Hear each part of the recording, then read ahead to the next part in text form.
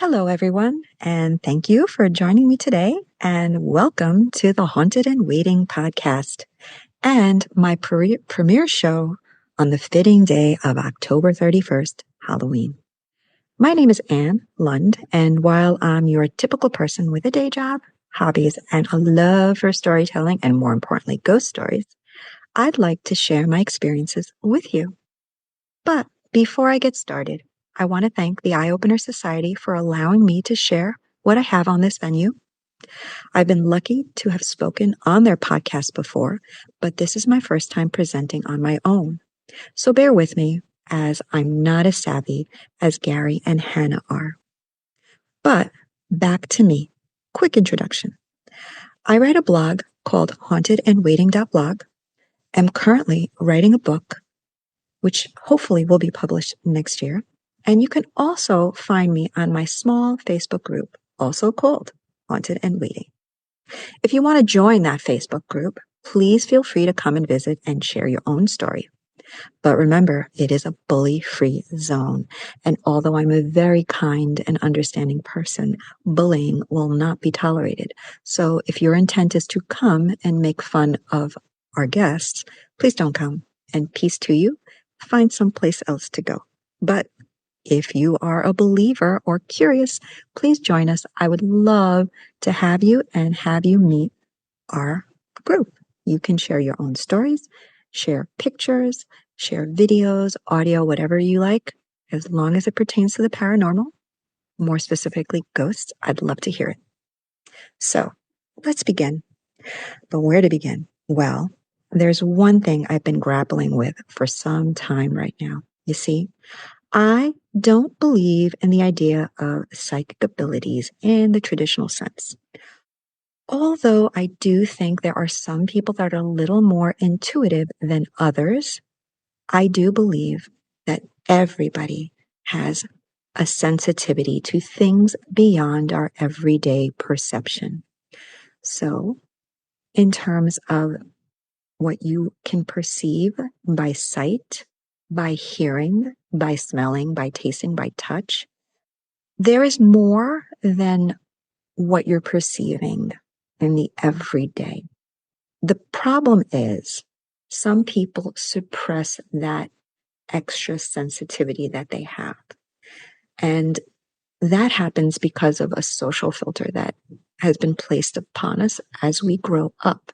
We're taught to ignore those things and dismiss them, for anything that cannot be logically explained through scientific means or measured through scientific means basically means it doesn't exist. Well, I think that's silly, because if you think about generations past, there were things we didn't understand. And at that time, they would say it was paranormal, but we know now that seasons happen because they happen, even though they couldn't explain it at the time. So let me go on.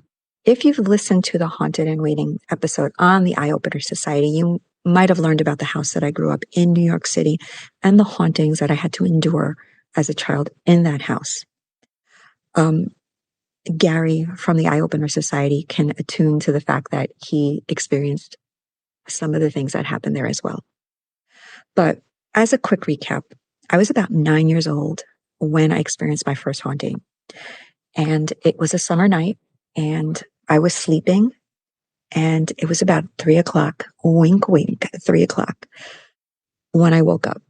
Nothing woke me up, so it wasn't, I heard a noise outside, a car horn. It wasn't anything that rattled me out of my sleep. I just found myself waking up. And for those of you that are into the paranormal, you might know that at 3:00, your REM state of sleep is at its highest. And so that's when all the social filters are thrown out of your mind and your subconscious is working at its fullest.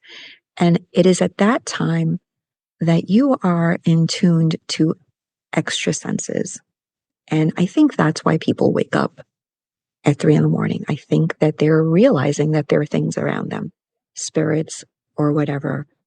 They're always there, but during that REM sleep, I think your awareness is heightened.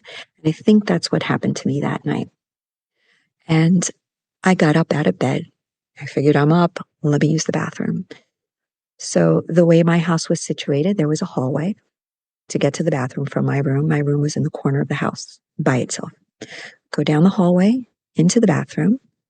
And I got this sense to go peek into the next room, which was at the time a living room, which is now a dining room, and just go in there. I can't explain what told me to go in there. It's not like I heard anything. It was just, I sensed to go take a peek. So I went in, peeked around the corner, and lo and behold, there was a man standing there, maybe in his 40s. He was an older gentleman. And he was there. He was three-dimensional. It was as if he walked off the street, came into my house, and decided to just stand in the corner of the living room, which made no sense whatsoever. And I knew that at that time. He was, like I said, three-dimensional. He was not see-through. He wasn't a shadow. He wasn't floating off the ground. He wasn't missing half of his body. He wasn't disheveled, blood on his face or anything like that. He seemed clean cut. He wasn't shrouded in a mist. He was just a guy standing there. And what struck me as odd at that time was he didn't look like he was from the 80s, which is when this happened. He was from a different time, it seemed, from his clothing. He wasn't wearing jeans and sneakers as what most people wore at that time, gentlemen. He had brown pants. They looked like they might have been work pants. He had boots, which were odd because they were knee high. So I remember that. That stood out to me. He had, like, I guess, a regular white shirt. I don't really recall the details, but I do remember his face. I can see it right now. And his hair was not the typical hairstyle that you would see at the time. It wasn't like a mullet or, anything like that. He didn't have feathered hair. It was just different. And the freaky part, besides that he just didn't look like he was an 80s person, was he was staring at me. He acknowledged me. He saw me and I saw him. And the look on his face was shock. His face mirrored what I felt. And I was frozen, which seemed like a minute, but it was probably only 15 seconds, if even that, because at that point I had a decision to make. I could have either screamed, and you have to understand my mother, I would have been punished for that. I could have run to her bedroom, which would have meant I would have had to cross the room, cross him. That was even a more distasteful situation, because had I done that, maybe he'd come after me and then maybe gotten to my mother's, she would have punished me for sure if I had woken her up out of sleep, for sure. Was terrified of her at that time. Or I could have run back to my room, closed the door, and just waited for him to leave. And so that's what I chose to do. I went back to my room, shut the door. I had a lock at the time and locked it. And I just went to my bedroom and just went there. I don't remember if I stayed up. I don't remember. I do remember I fell asleep at some point. And in the morning I woke up. And first thing I did was walk out of my room. And obviously the guy was gone. And my mom was in the kitchen. And I asked her, like, was there a guy here last night? Of which she became furious. And I did get punished. I knew that was going to happen. So I didn't say anything. Later that day, I spoke to my sibling about it. And that sibling's reaction was to laugh at me and poke fun at me and say I made it up. And to this day, if it ever comes up, I get ridiculed about it. Now, the funny thing about this situation is the people living in my house, as well as the friends that came in and out of my house. I had a lot of friends at the time. This was New York City. So if you lived in the city, there were always neighborhood kids. We were lucky that way. So easy 20, 30 kids in my house, throughout the year. And I would say it was a 50-50 split. With the family, half of us had experiences.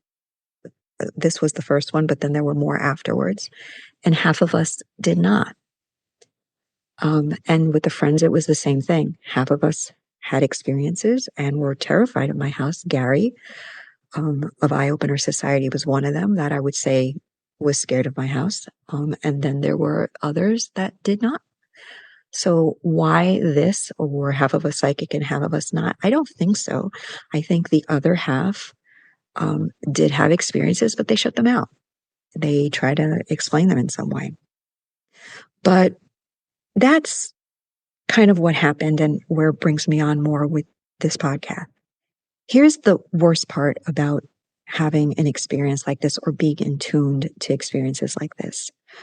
It's not the experience. The experience is one thing, it happens and then it's over. The worst part about it is the not being able to tell people about it. That's the worst part. See, because there's two types of individuals when it comes to the paranormal, and that's anything, UFOs, ghosts, anything really. There are people that believe, and then there are non-believers. But what I could say when it comes to ghosts in particular, even non-believers, when it comes to ghosts, have had an experience. And that's what annoys me about the non-believers when it comes to ghosts. And I don't know if that's true with UFOs, or other like cryptids or things like that. I think they'll say, I've never seen one, or they never seen a UFO. But I think when it comes to ghosts, I think everybody's had an experience, and I really do. And these non-believers have. And oftentimes with these people, they'll say, this was the experience I had. And then it's as if ghosts don't exist, but yet this one time when they had the experience with it, it did. And that's, I think, what annoys me with the non-believers. So it's like a topic of taboo. They'll tell you the story, but then they won't go on the conversation more to hear your side or your stories because, see, it happened to them, but it didn't happen to you, or you're making it up. And that's my experience I've had with non-believers. I don't know if your experience has been the same, and it frustrates me. So over the years, I learned to keep a lot of these situations to myself, and I too shrugged many of them off as having some sort of logical explanation. But honestly, many just did not. And with that, I decided to jot down anything odd that happened throughout the days or weeks so that I wasn't allowing the social filter that others had imposed on me to take over. Because you see, young children, they don't have the filter, and yet they have a lot of these experiences. And ghosts exist in every culture, every religion throughout the centuries. So there must be something there. So I began to, like I said, jot these things down in a notebook, no matter how small it was. I found a penny on the floor after mopping the floor, jot it down in the notebook. Hear a noise, jot it down in the notebook.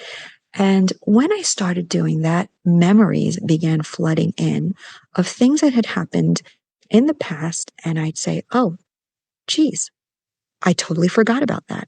And I'd start jotting that down. And I would say in about a year's time, this marble notebook was filled with experiences. And I would bet if you did that, you would have the same experiences as well. You would notice that it's very common and not as uncommon as you'd think it would be. And I think your sense of awareness would become heightened as mine has over the years. So let me go on with 2 stories, besides the one that happened to me as a child. 2 stories that happened to me afterwards. They are related, and yet they are not related at the same time. Neither of have anything to do with my haunting growing up in my New York City house. Okay, that was something separate. And if you want to read that, you can go to my blog, and under the tab that says My Bronx Haunting, in the web page that is hauntedandwaiting.blog, you can read about my house. But these 2 stories have nothing to do with that. The first one happened about a month ago, and it was really odd. Something I probably, again, would burst aside and never thought about, but because now I refuse to do that, I've decided to tell that story. I had been hiking with my friend, and I'm going to preface this by saying she is a non-believer. So I don't have these conversations with her, but I will say she has had an experience. Wink, wink. For another podcast, probably.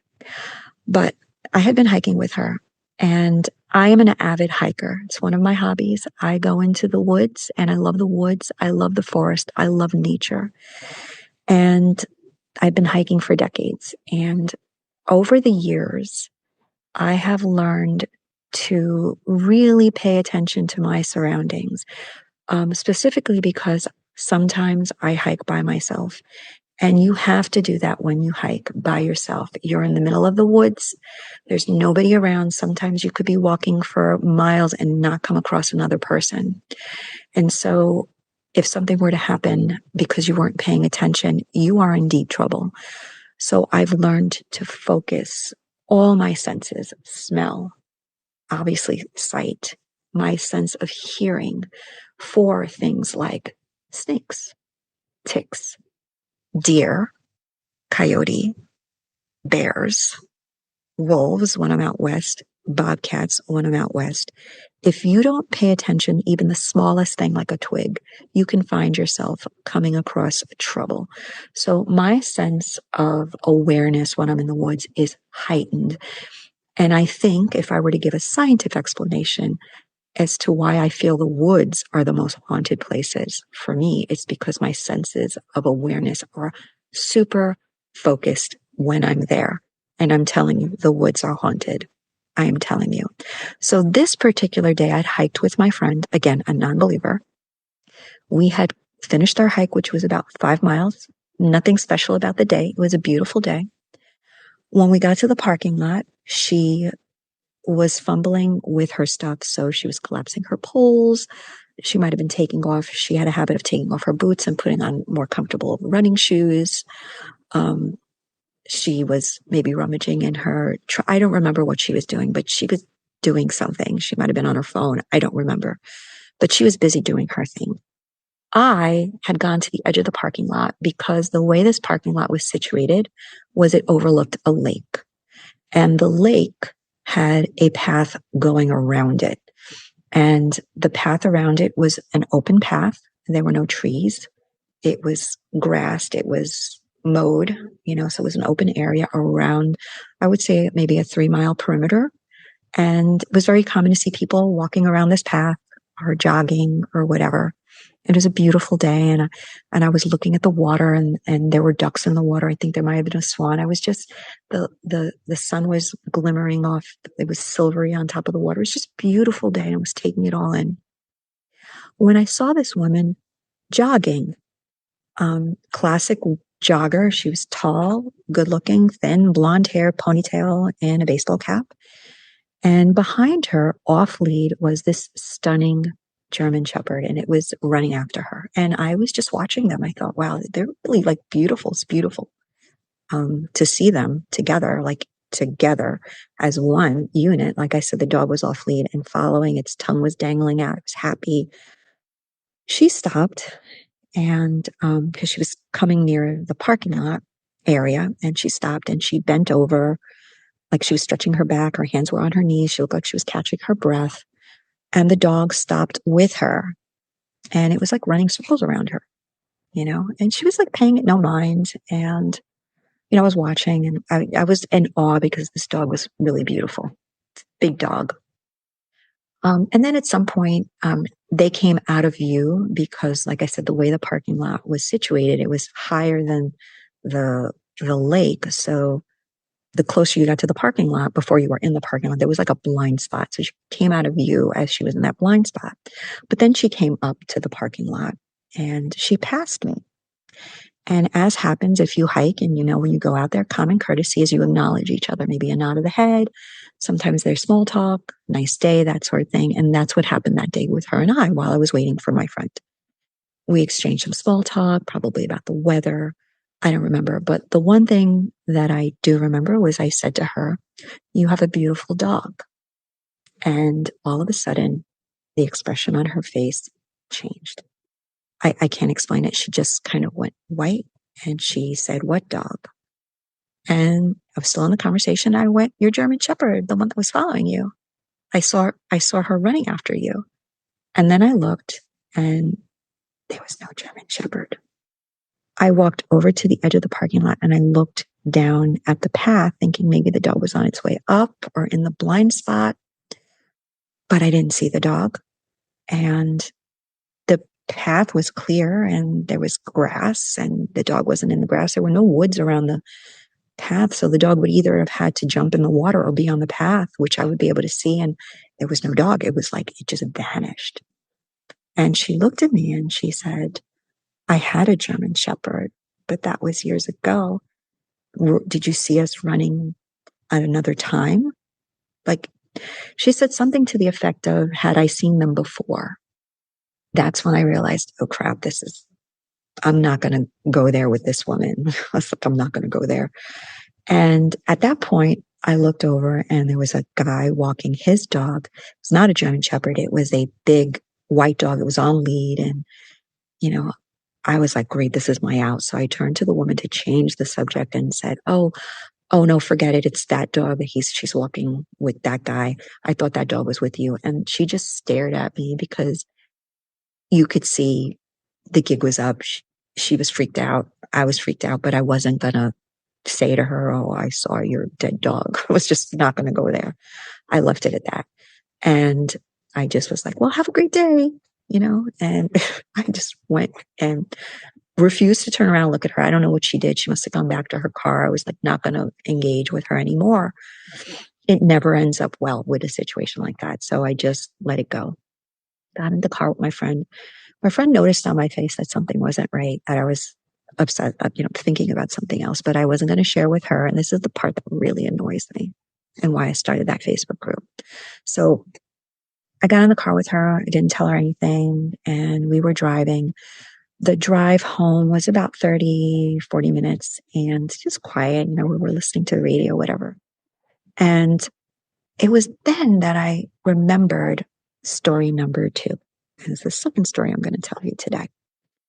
This was a story of something I had forgotten that had happened decades earlier when I was in college. And I had forgotten about it again. And it was that journal that I decided to keep, where when I was writing one day, I remembered this story that had been tucked away in my subconscious and it came out and I jotted it down. Had I not had that notebook, I would have forgotten about this story too.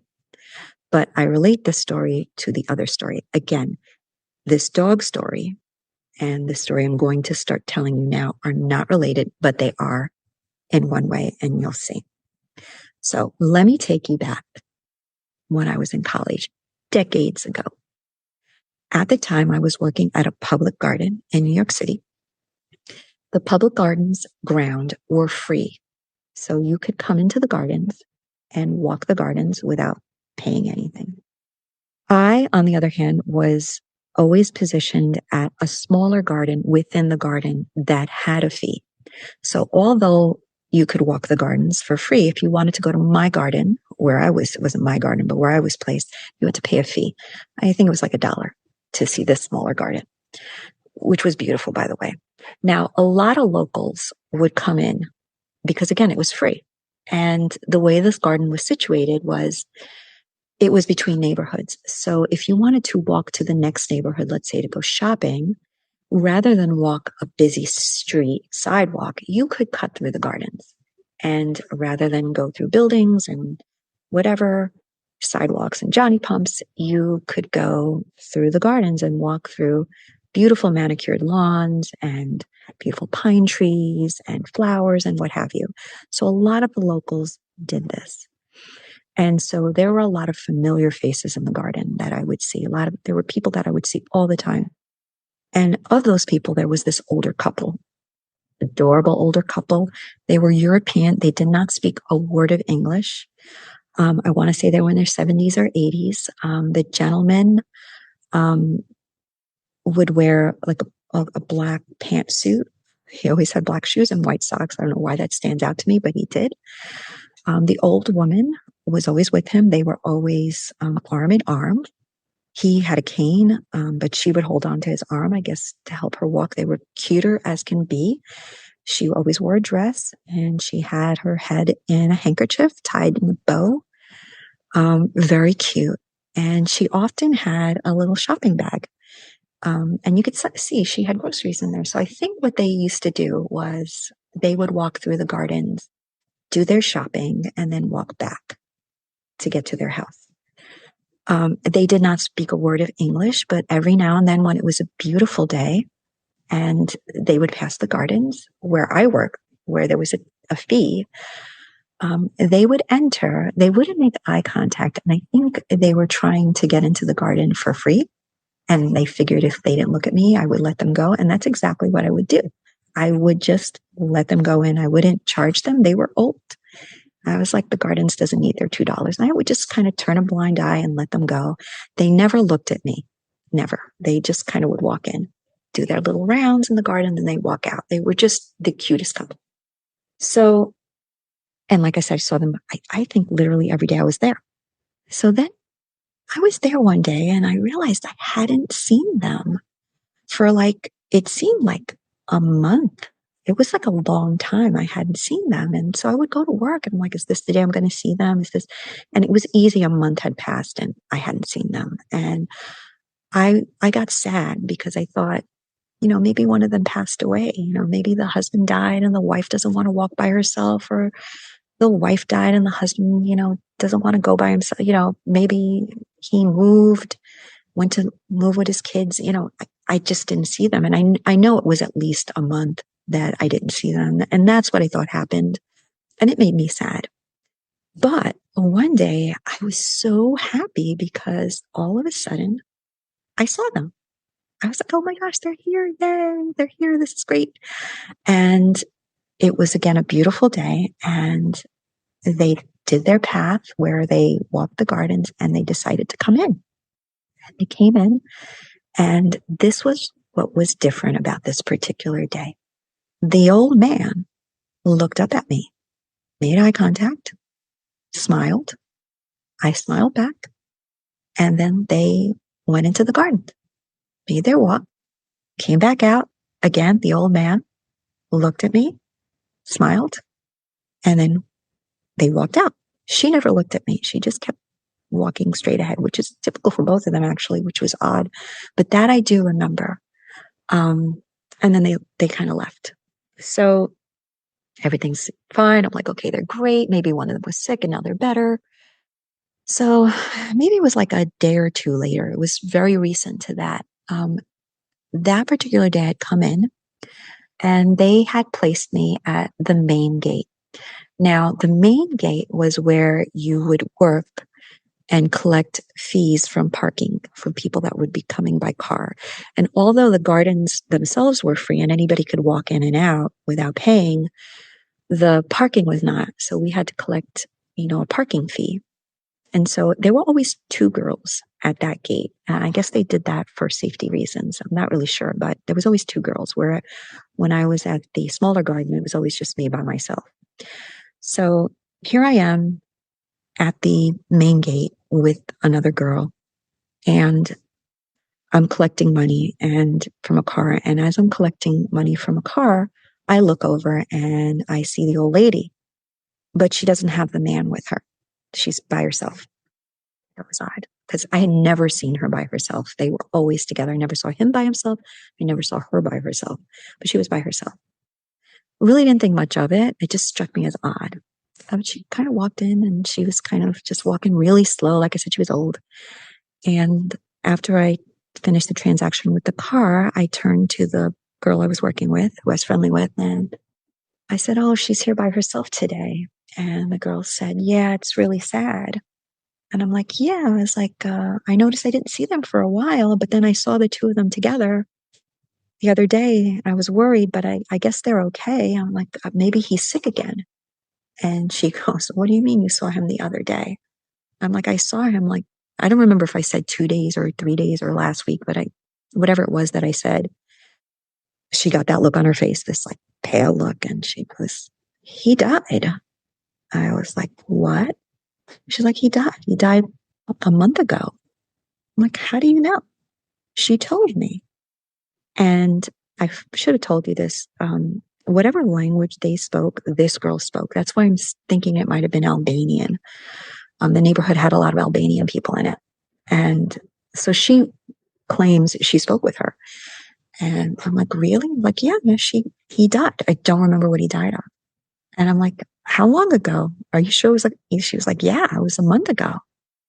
And then again, like, what do you say? You know, do you tell your coworker, I just saw this guy 2 days ago?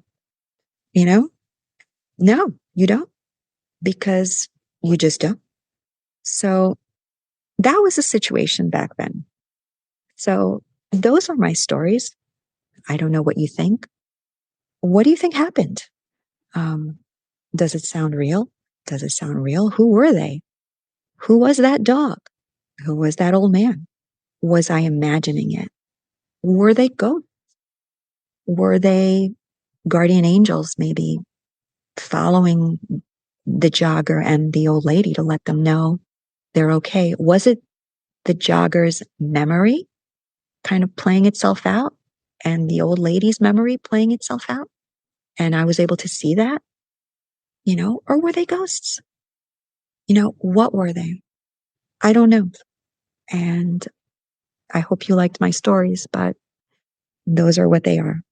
So you tell me what you think. Come visit my blog, hauntedandwaiting.blog, where I dive a little deeper into these stories. And some people comment. Come to my Facebook group, make a comment there if you'd like, or share your own stories. Or I hope to see you on my next podcast on this venue. But remember, after all, we all have our ghosts and we all have our ghost stories, even you non-believers, if you've listened to me this far, whether we recognize them or not, or you just may be haunted and waiting like myself. Thank you so much for your time, and I look forward to hearing your thoughts and seeing you on my next podcast here at the Eye Opener Society. Thank you.